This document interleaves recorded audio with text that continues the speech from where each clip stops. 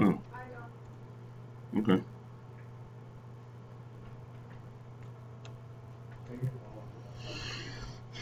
All right. Well, we'll do the.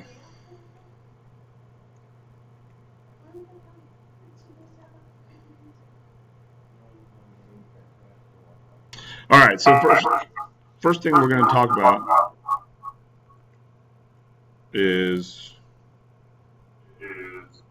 Hmm, go ahead and put your microphones on mute out there.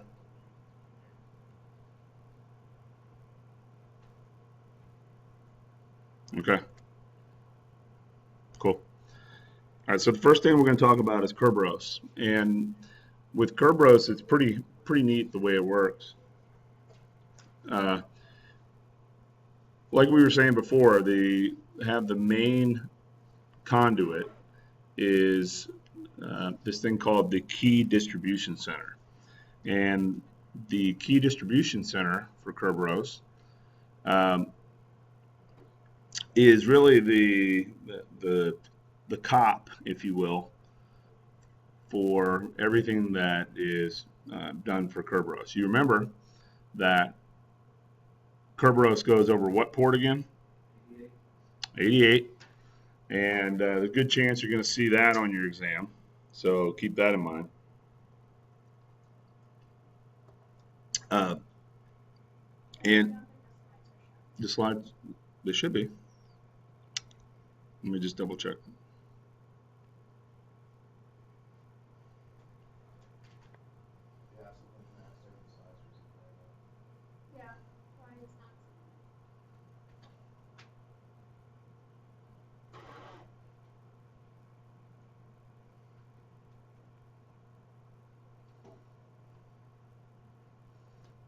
How about now? Can you see them now?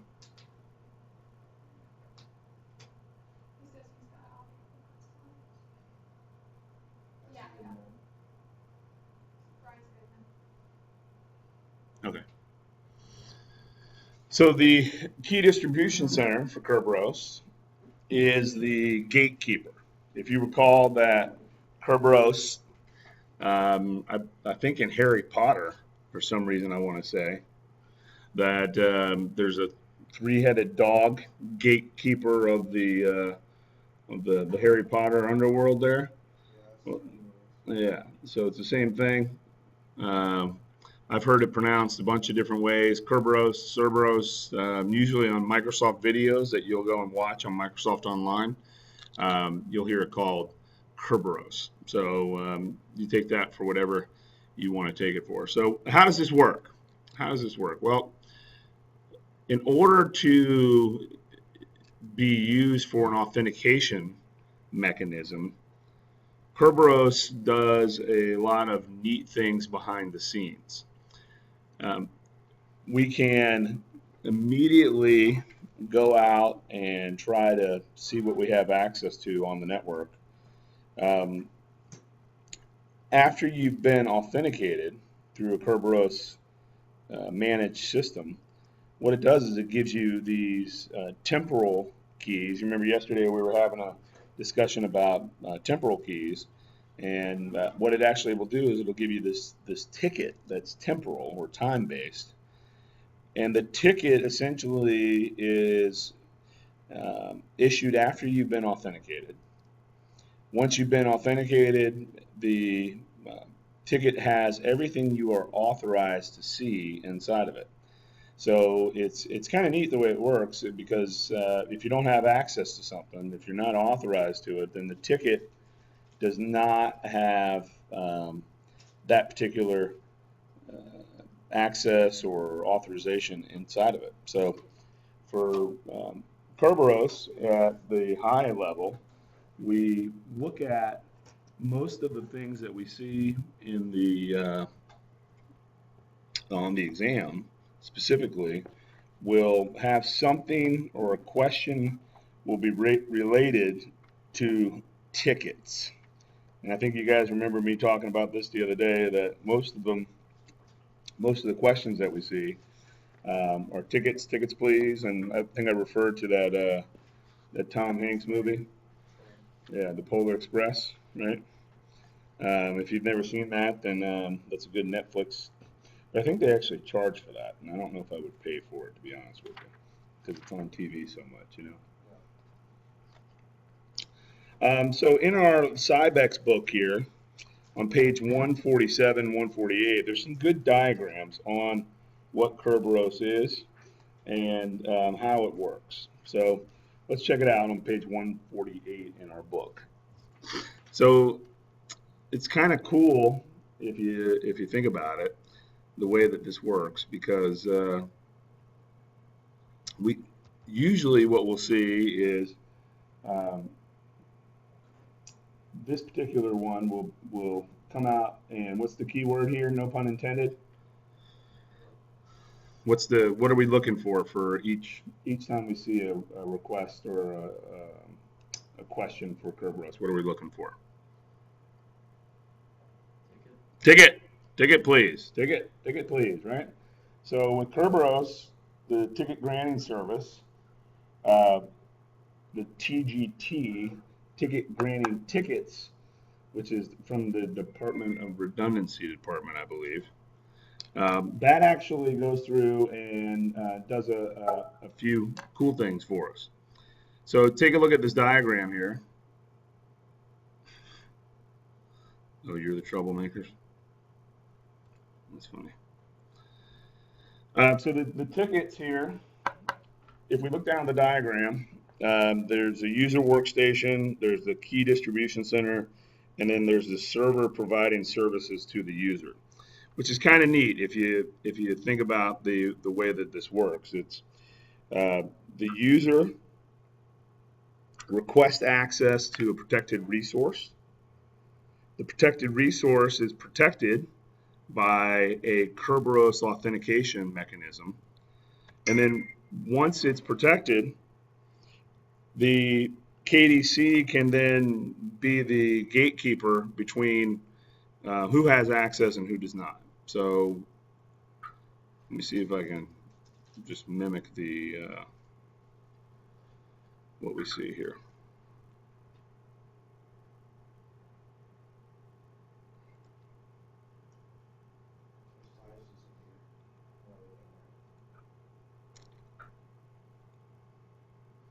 All right, so I think I'm sharing the entire second screen here. So let me just pull this over to the second screen.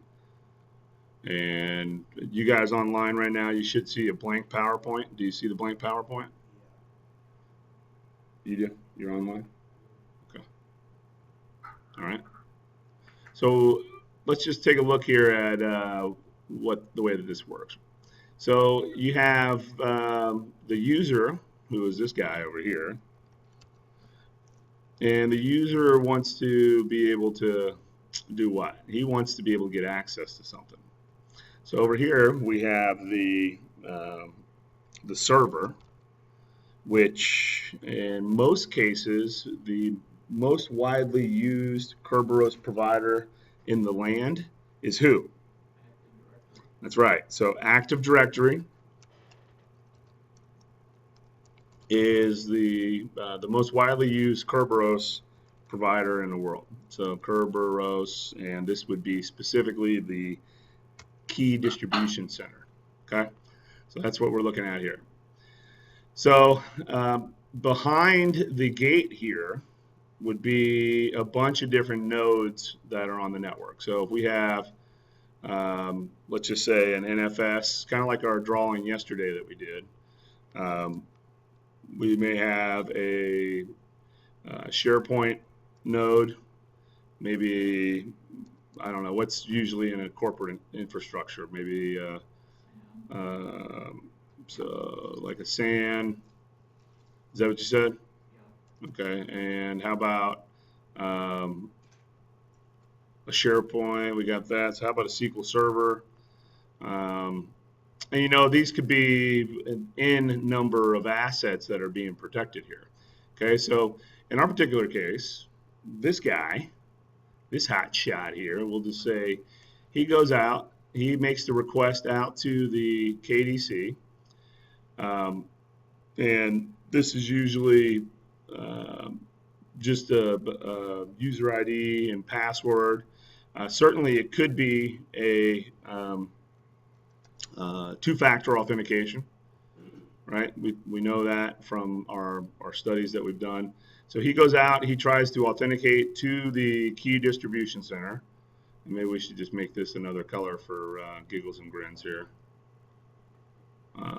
Where's the color? Shape, fill, right here. We'll make him a, so he's the Active Directory guy.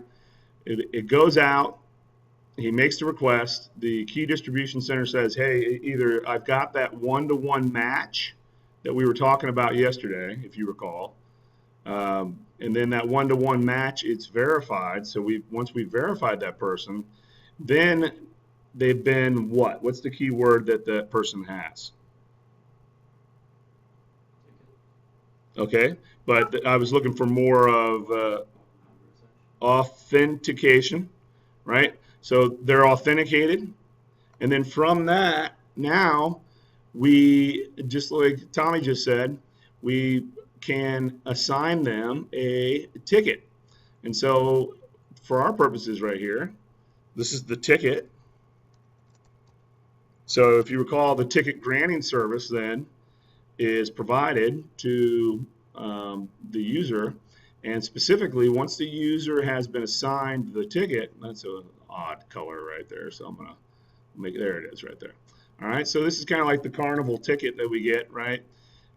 He says, yep, we've been authenticated, we're going to give you the ticket, and now the ticket has in it what this user can do on the network, okay?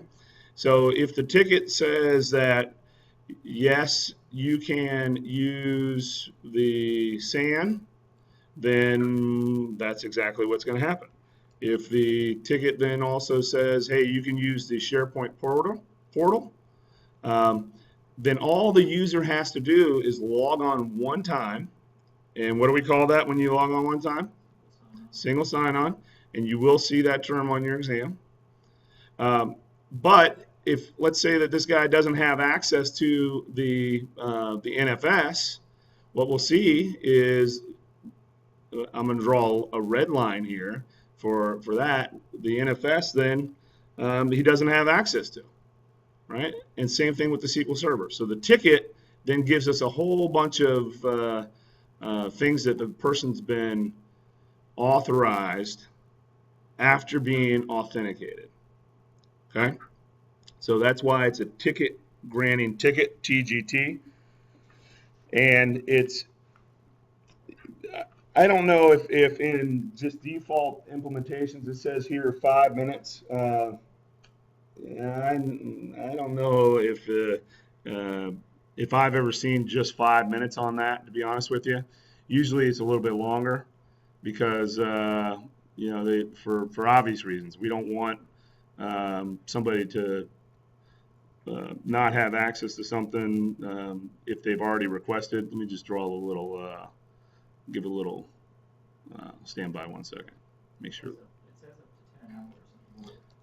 Yeah, and I saw on there it was 5 minutes as well, right? So it says service tickets are usually good for up to 5 minutes, and the ticket is encrypted and has a time limit of 10 hours. So the authentication happens to get access to a service that's running on the network, and then based off of that, we can actually get assets that are on the network. So single sign-on, Kerberos, synonymous here. They kind of make fun of it here on the next page and show you kind of what I just did right here with AD validating a user on page 149 in your book. Almost exactly what I just said here, but we gave you the full motion video going on right here. You can see that the users have the AD servers on page 149 in your book, and then the app server, the email server, the database server, all are assets that are protected by Active Directory. Once the person's been given the single sign-on, then they can either have access to those if they are authorized to have access to those, or they do not. And it's somebody said yesterday that there's a lot of things that happen behind the scenes, and this is no different. This is magical, and it's that's why they call it Kerberos. It's kind of mythical because you don't really have to do anything except assign privileges to people, and then the Microsoft network actually takes care of everything else on the fly for you.